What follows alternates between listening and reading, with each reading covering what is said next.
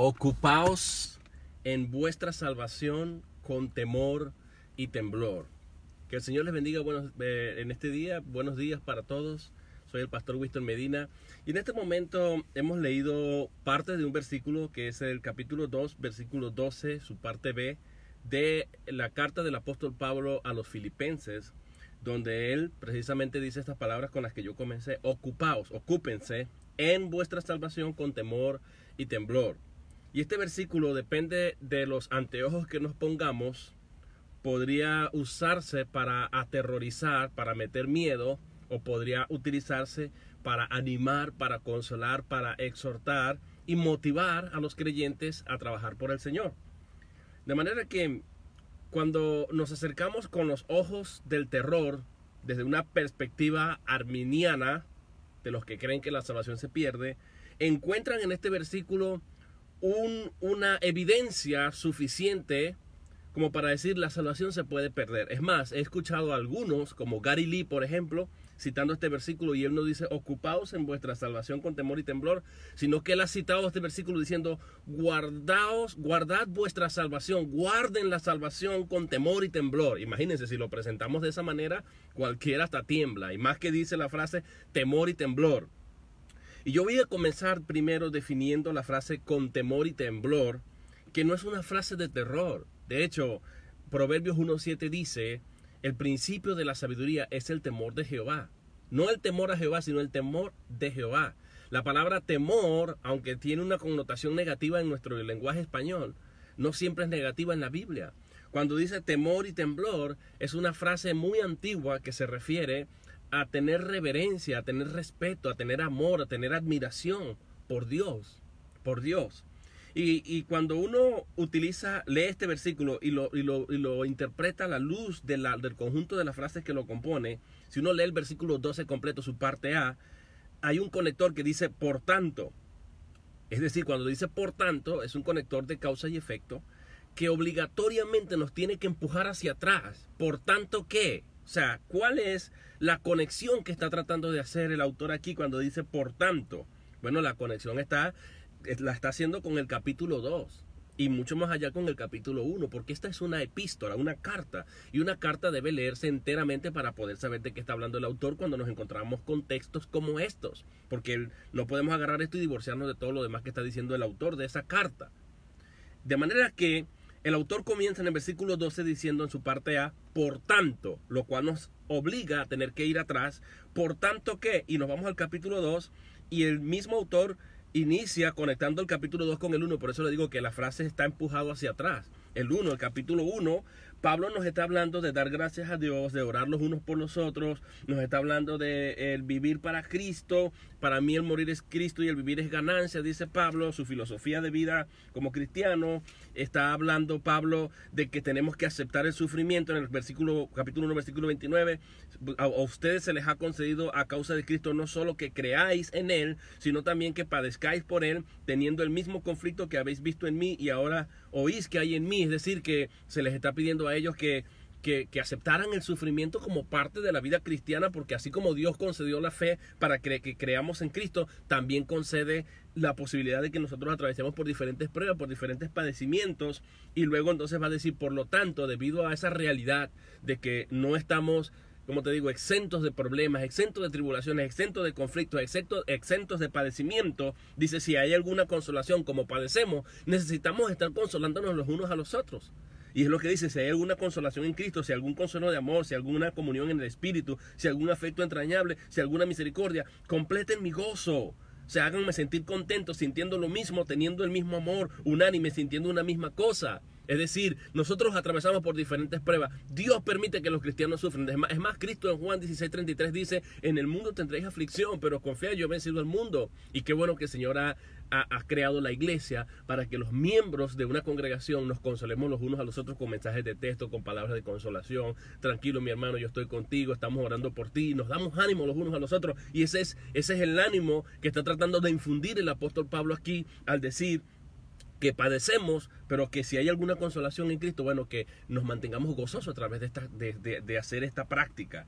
Y luego va a decir, no hagáis nada por contienda o por vanagloria, antes bien con humildad, estimando los unos a los otros como superiores a él mismo. Es decir, que esta idea de ocuparse de la salvación está conectado con todo esto que él viene diciendo. Entonces, ¿qué es ocuparse de la salvación? Ocuparse de la salvación es entender que aunque estoy padeciendo, como cristiano padezco, yo estoy llamado a consolar a mis hermanos. Yo estoy llamado a considerar a mis hermanos como superiores a nosotros mismos. Yo estoy llamado a mostrar el mismo ejemplo que Cristo mostró, como dice el versículo 5. Haya pues en vosotros este sentir que hubo también en Cristo Jesús, el cual siendo en forma de Dios, no estimó el ser igual a Dios como cosa que aferrarse, sino que se despojó a sí mismo, tomando forma de siervo hecho semejante a los hombres, y estando en la condición de hombre, se humilló a sí mismo, haciéndose obediente hasta la muerte y muerte de cruz, por lo cual Dios también le exaltó hasta lo sumo y le dio un nombre que es sobre todo nombre, para que en el nombre de Jesús se doble toda rodilla de los que están en los cielos y en la tierra y debajo de la tierra, y toda lengua confiese que Jesucristo es el Señor, para la gloria de Dios Padre. Después de haber dicho eso, dice, por tanto, ahora viene ese conector. Este es un conector de causa y efecto. Todo lo que se ha dicho anterior es la causa por lo que nosotros debemos entonces ocuparnos de nuestra salvación. Por tanto, amados míos, como siempre habéis obedecido, no como en mi presencia solamente, sino mucho más ahora en mi ausencia, ocupaos en vuestra salvación con temor y temblor.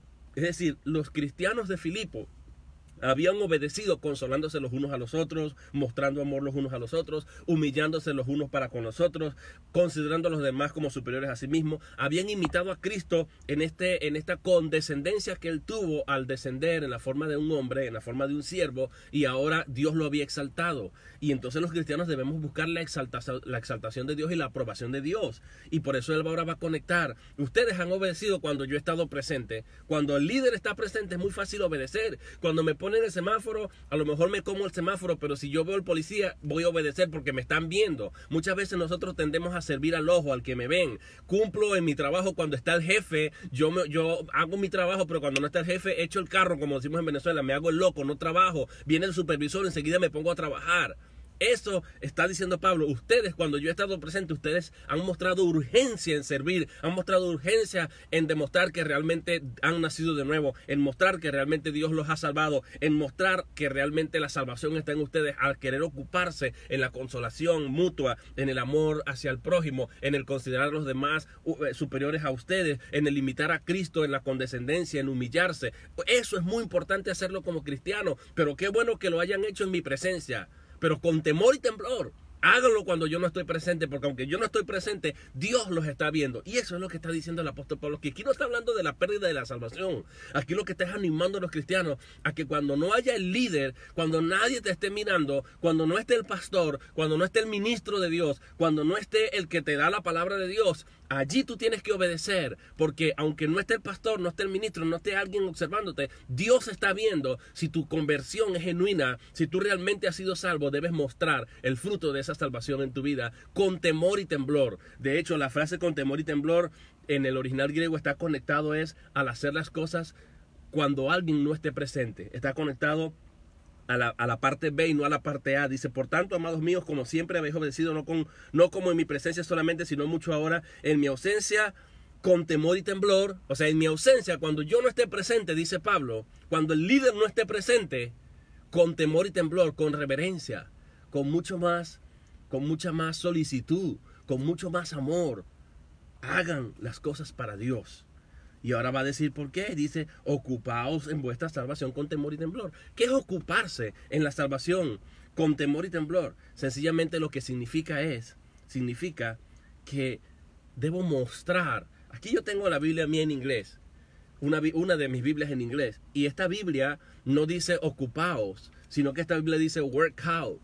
Work out significa hacer ejercicios de rutina, lo cual significa que yo debo practicar continuamente, sea que esté el líder o que no esté el líder, sea que esté el pastor o que no esté el pastor, sea que me estén viendo o no me estén viendo. Yo debo mostrar. Workout significa sacar, manifestar rutinariamente, como cuando uno hace ejercicio físico. Workout, sacar lo que tengo por dentro, la salvación. De hecho, si uno sigue leyendo el versículo 13, porque Dios es el que en vosotros produce así el querer como el hacer por su buena voluntad. Segunda cosa que quiero resaltar: Dios produce en ustedes el querer como el hacer. Es decir, la razón por la que Dios me da el mandamiento de que yo me ocupe en mi salvación es porque Dios sabe que yo lo puedo hacer.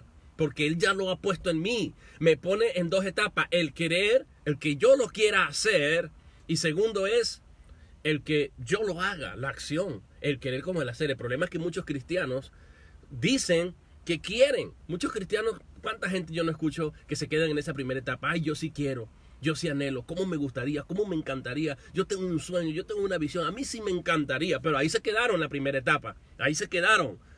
Pero ¿será que Dios lo está poniendo?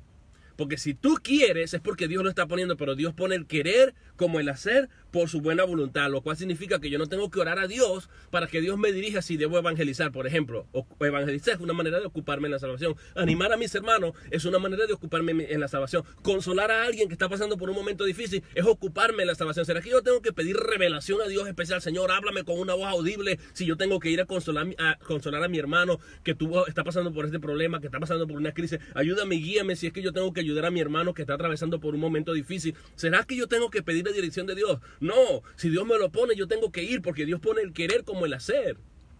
Si yo deseo funcionar en la iglesia, en un ministerio, y Dios me está poniendo eso, debo empezar a hacerlo con cosas sencillas, tomar la decisión ya, porque Dios pone el querer como el hacer. Es decir, yo sí quiero ser músico para Dios, pero ni siquiera estoy comprando una guitarra, entonces no es de Dios. Yo sí quiero aprender a predicar, pero no te has inscrito en un curso de teología, tantos cursos de teología online gratuitas que hay. Eso es contradictorio. Dios pone el querer como el hacer. No te quedes en la primera etapa del sueño. Yo sí quiero, yo anhelo, yo cómo me gustaría, a mí sí me encantaría, bla, bla, bla, bla. Y pasan 20 años y estás en la misma posición, en el mismo lugar, con el mismo moñito que te haces todo el tiempo, en la misma banca te sientas de la congregación. O sea, no hay ningún cambio. El cristiano en la línea del tiempo tiene que ver progreso, y esa es la preocupación del apóstol Pablo. Por eso lo presenta en forma de mandamiento, en forma de imperativo, de comando. Ocúpense, esto habla del tiempo, no pierdan tiempo, no hay tiempo que perder. Gánenle al tiempo, ocúpense, en vez de preocuparse, en vez de quedarse en la primera etapa del querer, del sueño, de cómo yo anhelo, deben ocuparse. ¿En qué? En vuestra salvación. Note que dice algo muy importante, el texto no está hablando de la pérdida de la salvación, porque dice, ocupaos en vuestra salvación, no dice ocupaos de vuestra salvación o por vuestra salvación o por la salvación. De hecho, la frase ocupaos en indica que ya yo la tengo. Si yo me puedo ocupar, yo puedo decir, ocúpate en esa casa porque yo estoy dentro de esa casa, o que yo estoy cerca de esa casa. Pero si dice ocupaos en, pero no solamente eso, sino que aparece la frase vuestra. Vuestra significa, es un adjetivo posesivo, significa que yo la tengo, yo la poseo. Ocupaos en vuestra salvación significa ocúpense de la salvación que ya ustedes tienen, que les pertenece a ustedes, que está en sus manos. Por eso ocupaos en vuestra salvación. No está poniendo en duda que puedo perder mi salvación porque es mía. Ya el Señor me la dio. Ocupaos en vuestra salvación con reverencia, con temor y temblor. Y eso es hacer las obras que Dios me ha mandado a que las haga cuando nadie me está viendo. Eso es lo que significa cuando nadie me está mirando. O sea, que me estén mirando o que no me estén mirando, yo debo siempre poner de manifiesto lo que llevo por dentro, que es que soy salvo. La salvación produce frutos, y ese fruto tiene que verse. Y por eso dice, Dios pone el querer como el hacer. No te quedes en el querer solamente, también actúa, hazlo. Hazlo, si Dios te lo está poniendo, comienza a hacerlo. No comiences a buscar la voluntad del Señor, voy a orar, voy a ayunar, voy a buscar la presencia de Dios y que Dios me hable en voz de trueno. Hijo, tienes que ir a visitar al enfermo, a tu hermano en la fe, tienes que ir a predicar el evangelio, tienes que ir a consolar a aquel hermano que acaba de perder un familiar, tienes que ir. No, yo tengo que hacerlo, pues si Dios me lo está poniendo, el querer, debo entonces ponerlo en acción. El querer como el hacer, eso es ocuparse en la salvación. Es manifestar. Tanto es así que dice luego el versículo 14, haced todo sin murmuraciones y contiendas. Es decir, si yo voy a empezar a competir el uno con el otro, si vamos a empezar a competir y lo voy a hacer murmurando, es decir, no estoy agradando a Dios, o lo voy a hacer por contienda, o sea, por pleito, por competencia, tampoco tiene sentido. Es decir, que yo lo tengo que hacer, eso es lo que quiere decir con temor y temblor. Con reverencia, con elegancia, con amor, con entusiasmo, con ánimo, con la misma pasión, con la misma fuerza que tiene el verbo ocupaos, que es urgente. No puedo dejar que el tiempo me gane, debo redimir el tiempo, debo comenzar a actuar ya. Por eso el versículo 15 dice, para que seáis irreprensibles y sencillos. Está conectado con la humildad a la que Cristo se sometió al siendo Dios, en la forma de Dios, se hizo hombre y tomó la forma de un siervo y murió en una cruz. Esa es la conexión que está haciendo el apóstol Pablo. Así como Cristo hizo, Cristo se ocupó en su salvación, en nuestra salvación. Cristo se ocupó en lo que Dios le dio para que él hiciera. Nosotros tenemos que imitar a Cristo en ese sentido. Por eso dice, para que seáis irreprensibles y sencillos hijos de Dios, sin mancha en medio de una generación maligna y perversa, en medio de la cual resplandecéis como luminares en el mundo, que es ocuparse en la salvación, mostrar la luz que llevo por dentro, mostrar la luz del evangelio. Eso es lo que quiere decir, yo soy la luz del mundo, como Cristo dijo. Ocuparme en mi salvación es que todo el mundo vea la luz. Es que yo manifieste a través de mis obras sociales, a través de la caridad, a través del amor mutuo, el amor hacia los demás, a través de mis obras sociales de caridad, que Dios me permite tener y utilizar mis recursos para ayudar al prójimo, especialmente a los hermanos de la fe o mayormente a los hermanos de la fe. Esa es una manera de mostrar que realmente yo he nacido de nuevo. Mi desprendimiento habla mucho de lo que Dios ha hecho en mi vida.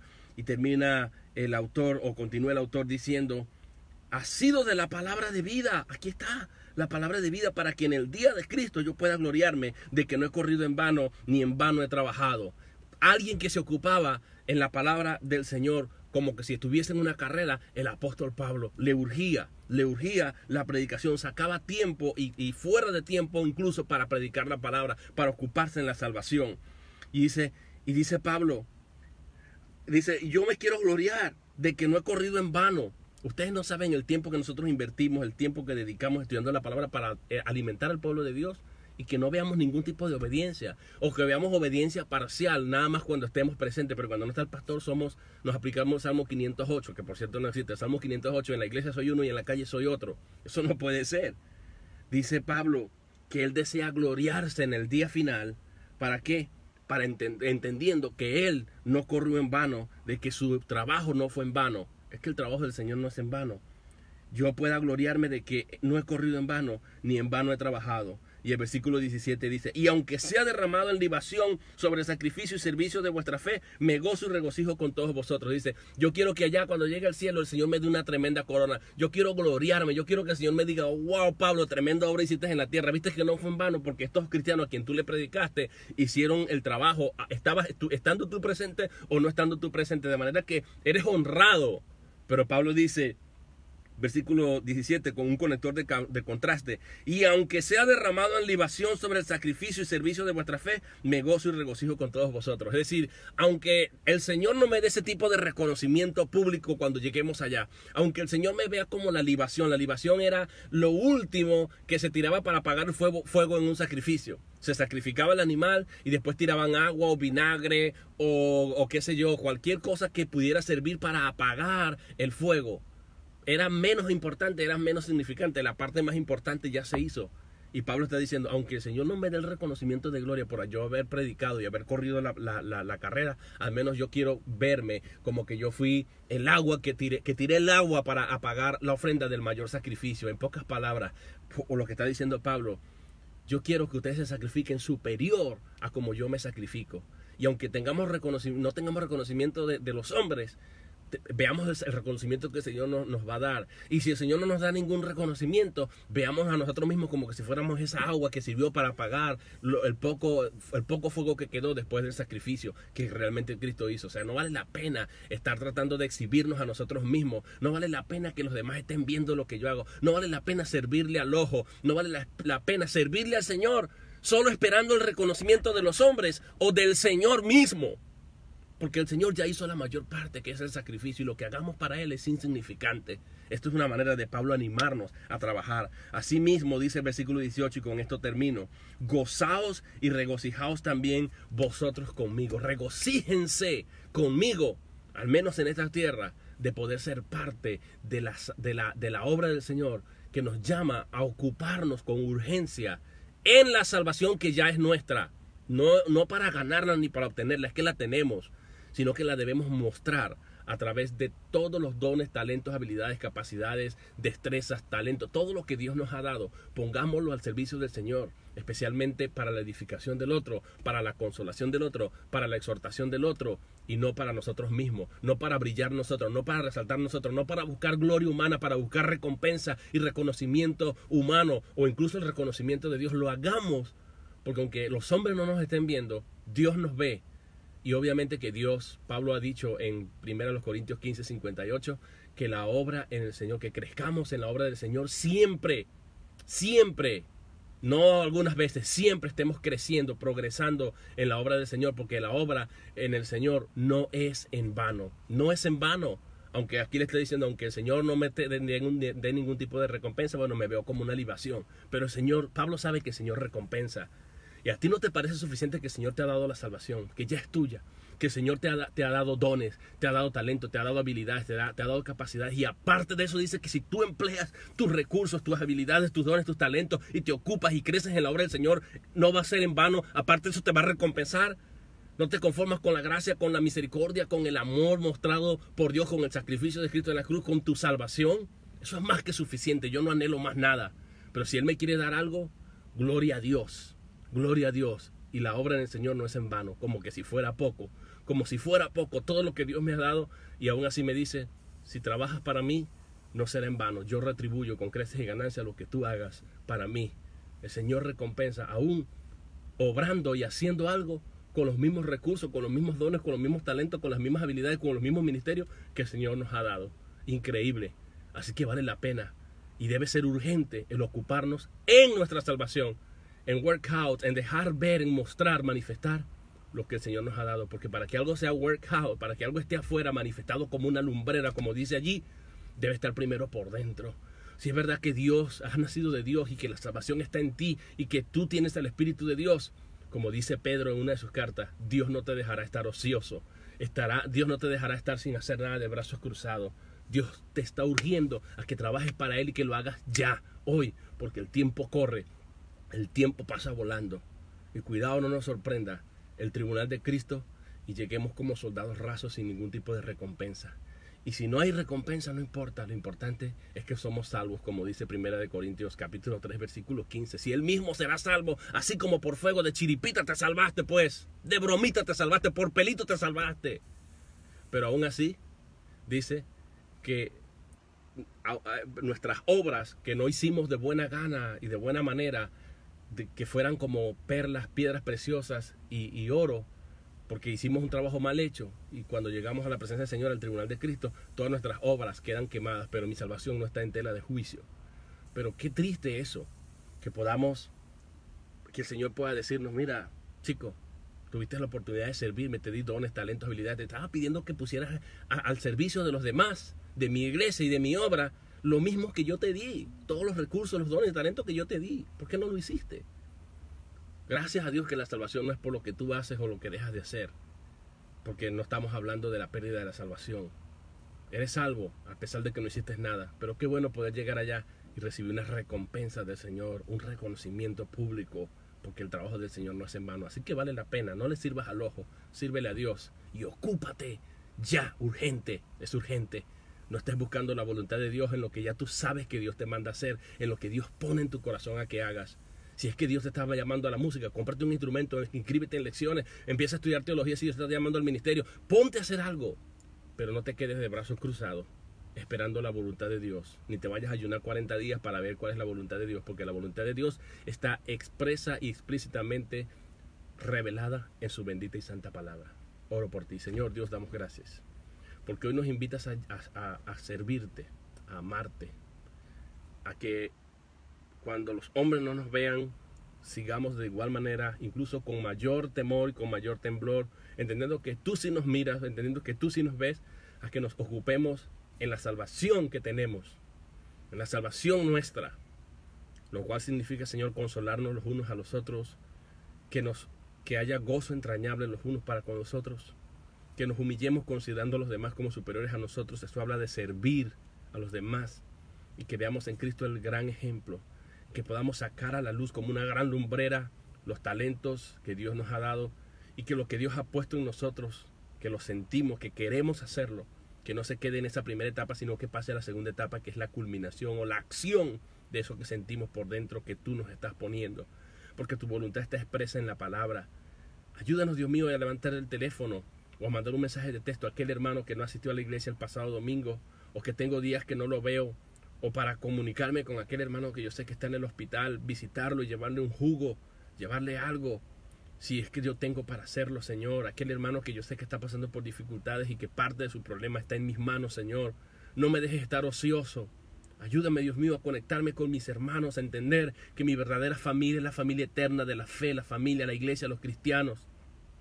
Ayúdame, Dios mío, a colaborar, Dios mío, en este don, en este ministerio, en este talento, en este servicio que la iglesia, en este plan y propósito que la iglesia o que el pastor o que los hermanos o que aquel hermano está haciendo, a involucrarme, Dios mío, en la obra, a ser parte de tu proyecto de vida, de tu plan, Dios mío, para esta tierra. Somos privilegiados, Señor, y doy gracias por aquellas personas que se conectaron y que seguirán conectándose, pero tú nos llamas, Dios mío, a ocuparnos en nuestra salvación. Nos llamas, Dios mío, a que hagamos esto como un ejercicio de rutina, el entender que tengo la salvación, mostrándola a los demás. Pido que tú, Dios mío, nos hagas entender que tu amor, Dios mío, que sobrepasa todo entendimiento, tu paz que sobrepasa todo entendimiento, se puede ver reflejado en lo que hacemos. En nombre de Jesús doy gracias por aquellos hermanos que van a entender tu palabra que hemos expuesto el día de hoy. En nombre de Jesús. Amén. Que el Señor les bendiga. Gracias, Ricardo. Gracias, Larry, Karina, Pablo Llanes, María del Carmen y todas aquellas personas que vayan a ver este video, no solamente por acá por Facebook, sino también por YouTube. No estoy manejando, me estaciono en el vehículo para traerles la palabra del Señor. No manejo, como pueden ver allá al fondo, está estable el carro, para que no crean que soy tan imprudente como para hacerlo de esa manera. Y lo hago desde el carro porque aquí en Charlotte traté de predicar afuera y no lo permiten, es ilegal. Te amenazan con la policía si lo haces. Bueno, pero la palabra de Dios no está presa, lo hago por estos medios de esa manera. Y no solamente lo hago desde el carro, lo hago desde la iglesia, lo hago desde mi casa. En la casa casi no lo hago porque tengo dos nenés que son tremenditos, interrumpen y ya se le quita a uno, pierde uno el propósito, se me va la unción porque agarro las ganas de estremecer a esos muchachos, ¿verdad? Pero esa es la razón por la que lo hago desde el carro, desde mi calma, aquí en un tiempo que puedo ocupar para hacer esta reflexión y compartírselas. Que el Señor les bendiga, tengan paz y sigan orando por mí para que Dios pueda seguir usándome en traer la palabra de Dios a ustedes. Hasta luego.